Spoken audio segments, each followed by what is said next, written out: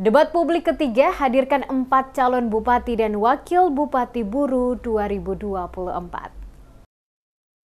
Debat pemungkas calon bupati dan wakil bupati Buru yang digelar oleh Komisi Pemilihan Umum atau KPU Kabupaten Buru dengan mengusung tema akselerasi pembangunan sumber daya manusia dan pengelolaan sumber daya alam yang berdaya saing. Acara ini mempertemukan 4 pasangan calon dalam adu gagasan demi masa depan Kabupaten Buru.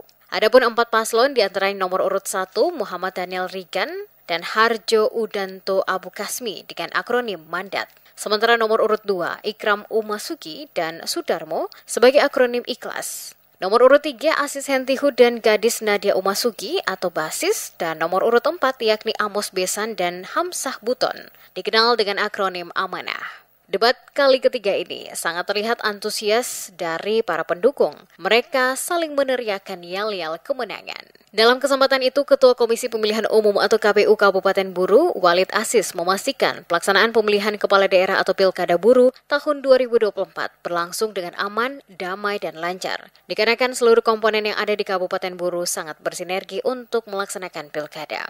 Hal itu disampaikan dalam pidatonya pada debat ketiga calon bupati dan wakil bupati Kabupaten Buru, pemilihan tahun 2024 di Aula Kantor Bupati Buru. Menurutnya, pelaksanaan debat publik antar pasangan calon ini merupakan salah satu dari 7 metode kampanye yang ditetapkan dalam Peraturan KPU RI nomor 13 tahun 2024. Ia sangat mengharapkan agar debat ini dapat dimaksimalkan oleh setiap pasangan calon untuk lebih memperdalam dan mempertajam visi misinya. Dirinya menyebutkan saat ini Kabupaten Buru memiliki para calon-calon pemimpin yang hebat, luar biasa, dan sangat profesional.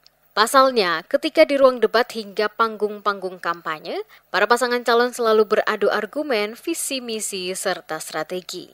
Pada kesempatan itu, Asis juga meminta partisipasi aktif dari semua unsur, semua elemen masyarakat untuk sama-sama sukseskan pelaksanaan pungut hitung di 27 November nanti.